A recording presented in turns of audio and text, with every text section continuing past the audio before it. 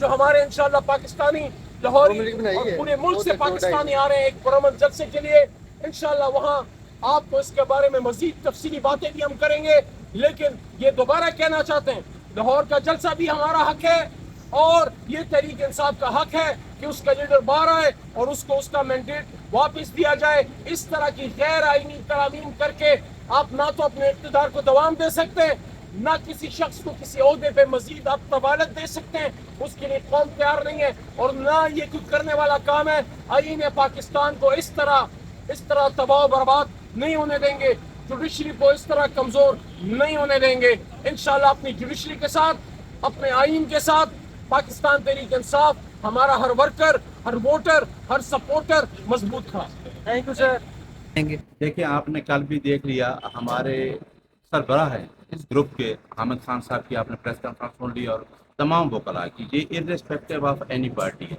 پاکستان کے کل آپ نے دیکھا تمام وکلاء نے پریس کانفرنس کی سپریم کورٹ کے سامنے.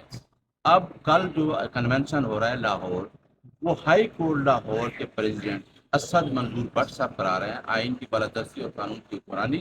اور یہ جو پیکیج ہے آئینی پیکیج، جس طریقے سے پیکیج آیا ہے آپ کو پتہ ہے کہ یہ ٹوٹلی بدنیتی پر مبنی ہے. جس طریقے سے پچھلا الیکشن ہوا فارم 47 کا، یہ وہ حکومت ہے، شرم آنی چاہیے، جن کے پاس مینڈیٹ ہی نہیں ہے اور وہ کیا کر رہے ہیں، آئین کے اندر امینڈمنٹ کر رہے ہیں. خود وہ غیر آئینی طور پہ وہاں بیٹھے ہیں. آپ نے دیکھا ہے کہ پنجاب کے اندر ابھی تک رزلٹ نہیں ہے. تو ہم انشاءاللہ جو کل جا رہے ہیں کنونشن میں، یہ انشاءاللہ پہلا قطرہ ثابت ہوگا وکلاء تحریک کا. اور وکلاء ہمیشہ اس ٹائم نکلے ہیں جب بھی کوئی غیر آئینی اقدام ہوا. آئین کی بالادستی اور قانون کی حکمرانی پہ کوئی کمپرومائز نہیں ہوگا. جس طریقے سے ایک فیڈرل کورٹ بنائی جا رہی ہے، جس طریقے سے سپریم کورٹ کو انڈیپینڈنٹ ججز کی جو اس کو کمپرومائز کیا جا رہا ہے، جس طریقے سے ہائی کورٹ کے ججز کو روٹیٹ کرنے کے لیے بل آیا ہے، یہ تمام وہ آئینی پیکیج ہے جس کو اگر وہ پاس بھی کرواتے ہیں تو کوئی وکلاء جو ہے اس کے خلاف سینہ سپر ہوں گے. اور انشاءاللہ پورے پاکستان کے وکلاء، یہ نہیں کہ صرف پاکستان تحریک انصاف کے، یہ آئینی مسئلہ ہے جس کے لیے وکلاء سمجھتے ہیں. اور وکلاء نے کل اعلان کر دیا اور انشاءاللہ آپ نے دیکھا ہے آج جو ہماری میٹنگ ہوئی ہے، کل ہم تمام سیکرٹری صاحب میرے ساتھ موجود ہیں، ساری کابینہ موجود ہے. کل ہم لاہور میں انشاءاللہ اس کنونشن کو کامیاب بنائیں گے اور حکومت کے اس غیر آئینی اقدام، 47 کی حکومت کے غیر آئینی اقدام کو انشاءاللہ روکیں گے. اور انشاءاللہ ہماری کامیابی ہوگی، کیونکہ جب بھی غیر آئینی اقدام ہوا ہم نکلے اور ہماری کامیابی ہوگی. اچھا، یہ ایک منٹ اس میں ایک چیز ایڈ کر دوں. یہ آئینی پیکیج نہیں ہے.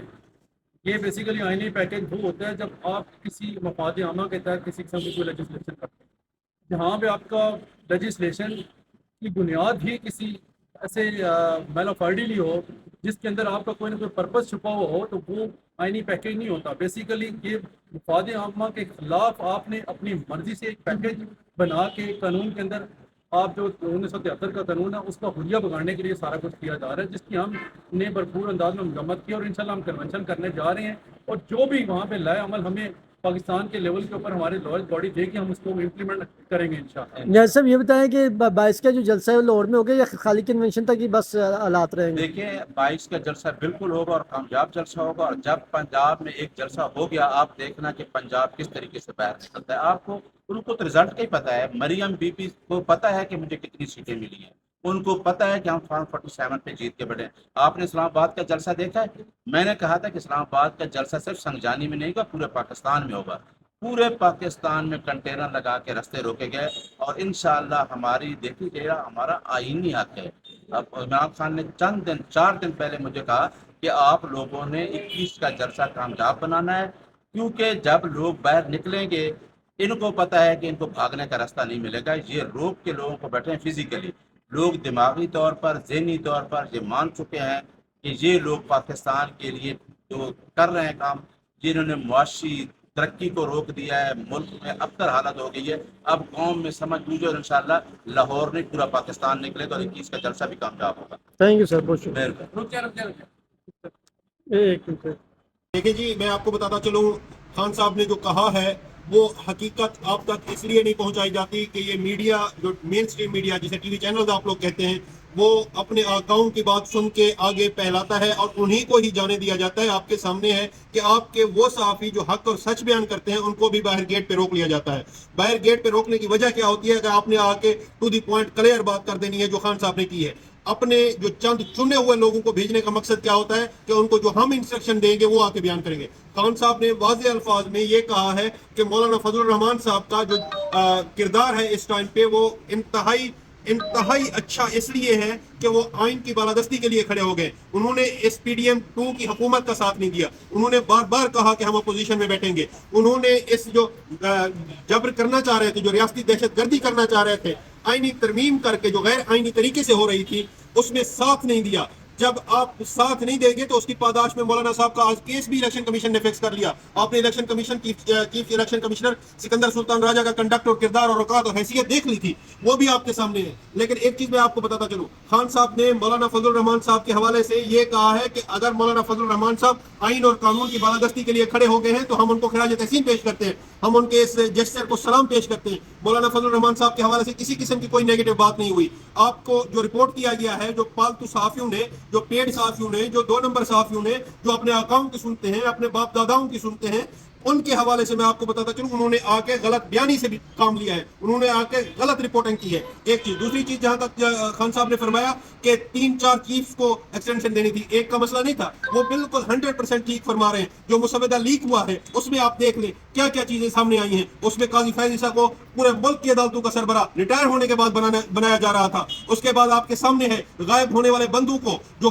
جبری گمشدگی میں ہوتے ہیں ان کو کوئی نہ پوچھے, اس طرح کا قانون بنایا جا رہا تھا. اس کے بعد آپ دیکھیں کہ اسلام آباد ہائی کورٹ کے جن 6 ججز نے سٹینڈ لے لیا تھا, جو آئین اور قانون کی بالادستی کے لیے کھڑے ہو گئے تھے, ان کو ٹرانسفر کرنے کا آپشن تھا. اور جب ٹرانسفر کرنے کا آپشن ہوتا ہے تو آپ کا یہ سمجھنا ضروری ہے, ناظرین کے لیے, عام پاکستانی کے لیے, عوام پاکستان کے لیے وہ یہ سمجھنا ضروری اس لیے ہے کہ ان کو جب ٹرانسفر کر دیں گے, ایک شک تھی اس میں کہ آپ نہ اس ہائی کورٹ کے چیف بن سکیں گے, نہ پچھلی واپس جو آپ کی مدر ہائی کورٹ ہوگی اس کے چیف بن سکیں گے. یعنی ایسے ججز جو آپ کو ناپسندیدہ ہوں ان کو کسی بھی صورت میں آپ نے چیف بھی نہیں بننے دینا. مثال کے طور پہ اسلام آباد ہائی کورٹ میں بیٹھا ہوا جسٹس ہے, کوئی بھی جسٹس, کسی بھی ایک کا نام لے لیا, تو اس کو جب آپ چترال بھیج دیں گے, اس کو جب آپ بلوچستان بھیج دیں گے, سزا کے طور پہ آپ ٹرانسفر کریں گے. اس میں کوئی بھی اچھی نیت نہیں ہے, یہ صرف اور صرف بدنیتی سے کیے جا رہے تھے یہ سارے کام. جو شکی ہے آپ دیکھیں کہ 1/4 یا 1/5 ایک کانسٹیٹیوشن کو اس کا ڈھانچہ ہی تبدیل کیا جا رہا تھا, اس کی شکل ہی بگاڑی جا رہی تھی, اس میں ایسی چیزیں شامل کی جا رہی تھی جو اپنے نانا کے حوالے سے کہتے ہیں کہ اس نے آئین بنایا تھا. بھائی اس نے آئین بنایا تھا تو متفقہ آئین تھا, آپ آئین کی شکل بگاڑ رہے ہو, آپ آئین کے ساتھ غداری کر رہے ہو. میں بلاول بھٹو کی بات کر رہا ہوں, اس کو سوچنا چاہیے کیا کر رہے ہیں. اس ٹائم پہ میں سمجھتا ہوں مین آف دی میچ مولانا فضل الرحمان صاحب ہیں, جنہوں نے اس چیز کو روکا اور اس 2 نمبر حکومت کا ساتھ نہیں دیا. باقی جہاں تک آپ بات کر رہے ہیں کہ اوور آل جو آج کیسز تھے ہمارے, آج اسلام آباد ہائی کورٹ نے اس میں 190 ملین پاؤنڈ کے کیس میں ان کو حتمی فیصلہ سنانے سے روکا ہے. الحمدللہ ثم الحمدللہ, کیونکہ یہ انتہائی گونڈے طریقے سے, یہ انتہائی 2 نمبر طریقے سے, آپ کو بہتر پتا ہے کہ یہ عمران خان کو اس کیس میں بھی فکس کر کے نہیں پتا کتنے سالوں کی سزا دینا چاہ رہے تھے. ہمیں تو اطلاع ملی تھی جو آف دا ریکارڈ تھی, وہ یہ تھی کہ یہ 10 سال کے لیے اس میں بھی عمران خان کو فکس کرنا چاہ رہے ہیں. ہم وکلا سیسا پلائی ہوئی دیوار بن کے کھڑے ہوں گے, ہم وکلا اس فسطائیت کے خلاف, اس جبر کے خلاف, اس غیر آئینی کاموں کے خلاف ہم آئینی دیوار بن کے, سیسا پلائی ہوئی دیوار بن کے سامنے کھڑے ہوں گے. اس کے علاوہ میں آپ کو بتاتا چلوں جو ہمارے باقی کیسز ہیں, پہلے تو آپ کو پتا ہے توشہ خانہ 2 کے ساتھ جو انہوں نے کیا ہے, سلیم اللہ کریم اللہ کھیل رہے ہیں. مقصد ان کا صرف اور صرف اتنا ہے کہ ان کو زیادہ سے زیادہ عرصے کے لیے جیل میں رکھا جائے. یہ صرف اور صرف حکومتی فسطائیت ہے, حکومتی 2 نمبری ہے. عطا تارڑ صاحب کو میں کہوں گا کہ آپ 9 مئی کرتے ہیں, 9 مئی کرنے والے آپ کے باپ دادا اور آپ کے آقا ہیں, ہم لوگ نہیں ہیں. ہم نے ہمیشہ سے یہی سٹانس لیا ہے, ہم نے ہمیشہ سے یہی التجا کی ہے کہ بنائیں سپریم کورٹ کے حاضر سروس ججز کے انڈر ایک جوڈیشل کمیشن بنائیں. سپریم کورٹ کے حاضر سروس ججز کے انڈر ایک جو 8 فروری والا ڈاکہ ڈالا گیا تھا اس کا جوڈیشل کمیشن بنائیں, اور تاکہ پوری لائیو اسٹریمنگ ہو, پوری دنیا کو دکھائیں, سارے ثبوت دکھائیں, اور تاکہ اندازہ ہو عوام کو, عوام پاکستان کو, لوگوں کو, انٹرنیشنل لیول تک یہ بات جائے کہ حقیقت کیا تھی, جھوٹ کیا تھا, بنایا گیا کیا تھا کیا. یہ ساری باتیں آپ کے سامنے ہیں. آپ کے سامنے یہ بھی ہے کہ آپ نے آج جو میڈیا کا کردار ہے وہ بھی دیکھ لیا. آج آپ نے جو میں سمجھتا ہوں کہ حکومتی جو لوگ خریدے گئے ہیں ان کا کردار بھی دیکھ لیا. ایم کیو ایم جس کو ایک بھی سیٹ نہیں ملی تھی, خیرات میں ساری سیٹیں دی گئی, وہ جا کے ان کی گود میں بیٹھ گئی. اور افسوس کی بات یہ ہے کہ ان کو رات کے 12 بجے تک تو لا منسٹر کو بھی مسودے کا نہیں پتا تھا. ڈوب مرنا چاہیے ایسی زندگی گزارنے سے, ایسی غلامی کرنے سے, میں سمجھتا ہوں. تھینک یو سر, بہت شکریہ. یہ پچھلے دنوں جو آئینی ترامیم کا ایک ڈرامہ رچایا گیا ہے، ان کو میں غیر آئینی ترامیم کہتا ہوں. They are not constitutional amendments, they are unconstitutional amendments. کیونکہ اگر آپ نے کوئی قانونی کام بھی کرنا ہو تو اس کو آپ غیر قانونی طریقے سے کریں تو وہ قانونی نہیں ہو سکتا. ایک تو آپ کا انٹینشن، آپ کی نیت ٹھیک نہیں تھی، بدنیتی پہ مبنی تھا سارا قصہ. اور دوسرا بہت بڑے آئینی سقم ہے ابھی، جس کی وجہ سے کوئی آئینی ترمیم ابھی آپ پاس کر ہی نہیں سکتے. پہلے جو طریقہ کار اپنایا گیا اس پہ بات کرتے ہیں. پاکستان تحریک انصاف، عمران خان صاحب، ہم کسی بھی ایسے آئینی ترامیم کے لیے تیار نہیں ہے جس کا مقصد صرف اور صرف جوڈیشری کو نقصان پہنچانا ہو، جس کا مقصد صرف یہ ہے کہ پاکستان کے تمام اداروں میں سے سب اداروں کو کنٹرول کر لیا گیا سوائے جوڈیشری کے، اور جوڈیشری سے، عدلیہ سے ان کے غلط کاموں کی رد آ رہی ہے. وہاں سے عمران خان صاحب کو، تحریک انصاف کو اور عام پاکستانیوں کو، مظلوموں کو انصاف ملنے کی امید ہے. یہ امید اس کو ختم کرنا چاہتے ہیں. ایسے آئینی ترامیم ہیں کہ سپریم کورٹ کا صرف نام رہ جائے گا، سپریم بیچ میں کوئی نہیں رہے گا. چیف جسٹس آف پاکستان کا صرف نام کا عہدہ رہ جائے گا، اختیار کوئی نہیں رہے گا. اور ججوں کے انتخاب میں بے انتہا سیاسی مداخلت ہو جائے گی، اور کسی کو یہ نہیں پتہ لگے گا کہ اب میں سپریم کورٹ میں جاؤں، میں کانسٹیٹیوشنل کورٹ میں جاؤں، میں کس کورٹ میں جاؤں. اور ایک سپریم کورٹ کے فیصلوں کے عمل نہیں کر رہے، جب اس کے اختیار کو تقسیم کر لیں گے تو پھر کیا عمل کریں گے.